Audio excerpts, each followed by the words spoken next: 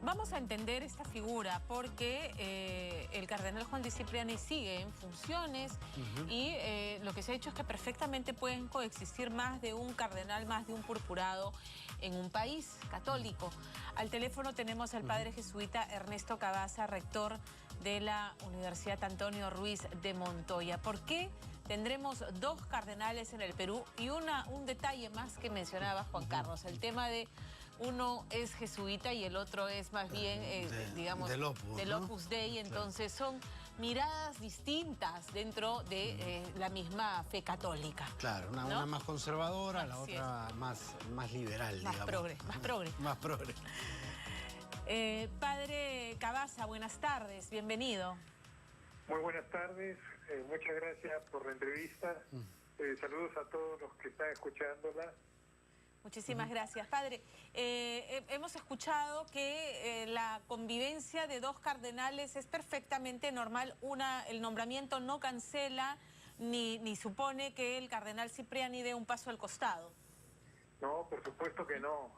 Son cosas diferentes. Una cosa es ser cardenal y por lo tanto consejero del Papa para asuntos de la Iglesia Universal, y otra cosa es ser arzobispo o obispo residencial que continúa pues en su cargo hasta la edad de la jubilación.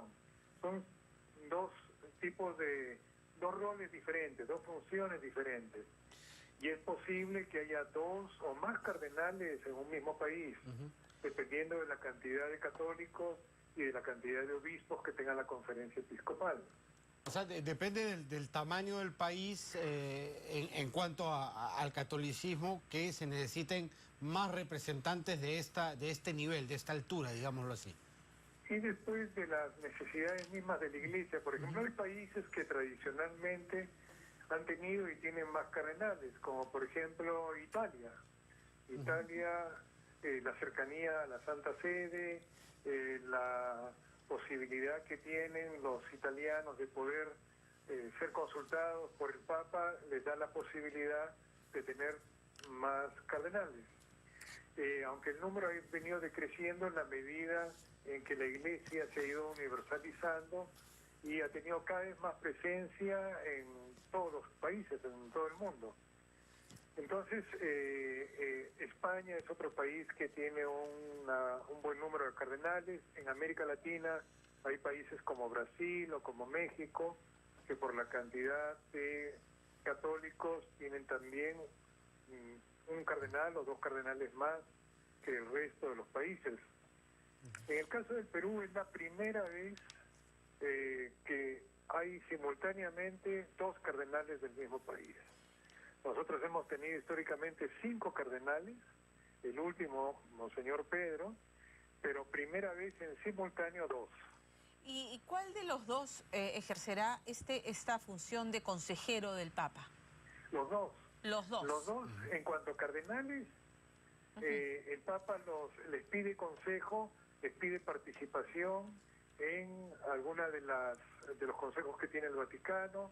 Hay asuntos universales que los dos tienen que responder, y en el caso que es extraordinario, pero cuando haya que elegir un nuevo Papa, porque el Papa anterior renuncia, como ha sido el caso de Benedicto XVI, o porque el Papa anterior muere, como fue el caso de Juan Pablo II, entonces se llama al cónclave. Y en el cónclave participan solo cardenales y todos los cardenales electores, es decir, aquellos que no han cumplido aún 80 años. En este caso, los dos están prácticamente en la misma edad. Los dos, tanto Pedro Barreto como Juan Luis Cipriani, están con 74 años, a punto de cumplir 75, y por lo tanto, durante 5 años más, ellos van a seguir siendo cardenales electores. Si hubiera un cónclave, los dos participarían o participarán en ese cónclave. O sea, el Perú tiene más peso específico a la hora de la elección de un nuevo Papa, teóricamente, si es que pasara. Así es, en los anteriores cónclaves teníamos solo un cardenal, ahora tendremos 2 cardenales presentes. Ahora, Dios mediante. ¿el número de cardenales podría regresar a uno otra vez o una vez que se establece que son dos, ya queden dos de aquí en más? No, puede volver otra vez a ser... puede haber otro. Así es. Por ejemplo, si se nombrase un nuevo arzobispo de Lima, entonces no necesariamente el arzobispo de Lima, por el hecho de serlo, es cardenal. En el caso, por ejemplo, de Monseñor Augusto Vargas, durante un tiempo no lo fue. Y pasan a veces 2, 3, 4 años para a ver si el Papa decide designarlo cardenal o no.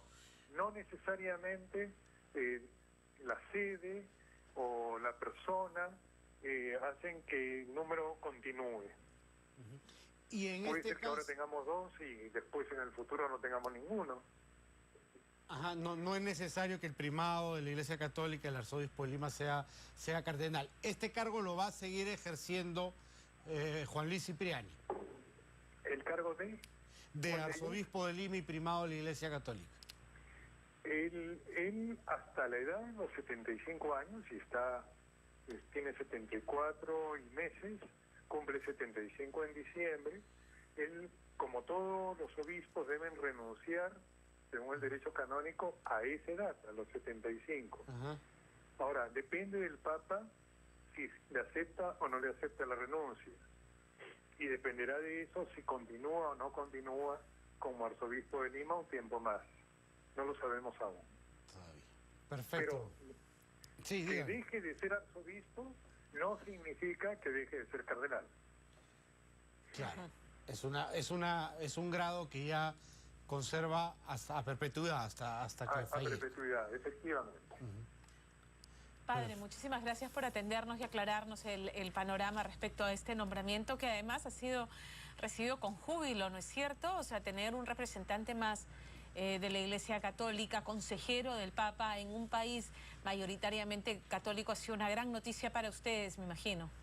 Una gran noticia porque es un reconocimiento a la trayectoria de Monseñor Pedro y es un reconocimiento también a la vitalidad de la Iglesia del Perú, de la cual el Papa ha sido testigo hace muy poco en su visita. Entonces creo que todos nos sentimos muy honrados por este reconocimiento a la Iglesia y a él en particular. Ahora, la elección de un cardenal jesuita, Jesuita como el Papa. Jesuita como el Papa, además. En medio de todos estos cuestionamientos que están ocurriendo en la Iglesia Católica, acabamos de ver lo que ha ocurrido en Chile, donde se ha pedido la renuncia de todos los obispos por este escándalo de encubrimiento de denuncias de pederastía. ¿Algo tiene que ver tener un segundo consejero con una visión, digamos, más amplia y escándalos de los que no somos ajenos en el Perú, sobre todo con el caso del sodalicio? Claro, y sobre lo cual Monseñor Barreto, como todos los miembros de la conferencia, se pronunciaron también en un comunicado ya hace un tiempo, en donde dijeron que se investigue a fondo, hasta el final, hasta las últimas consecuencias, en el caso concreto que usted menciona. Pero respecto del tema de la pedofilia y del encubrimiento que ha afectado sobre todo a la iglesia del país vecino, pero también a nosotros y a otros países, es precisamente para esos casos que el Papa tiene consejeros que son cardenales, es decir, son las personas a las que el Papa les consulta sobre temas que tienen que ver con la Iglesia Universal, como este, por ejemplo. Y este caso es especial, ¿no? Porque tengo entendido que son amigos, además, han compartido muchos momentos juntos, además de compartir la misma congregación, han tenido oportunidad de interrelacionarse durante varios años.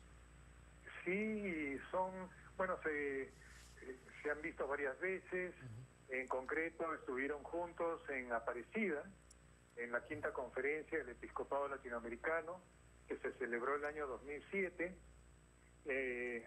Entonces han trabajado juntos, se conocen y se bromean. Hay una buena relación. Sí, hay una muy buena relación, tengo entendido. Muchas gracias. Sí, hay buena relación. Muchas gracias. Gracias. ¿No?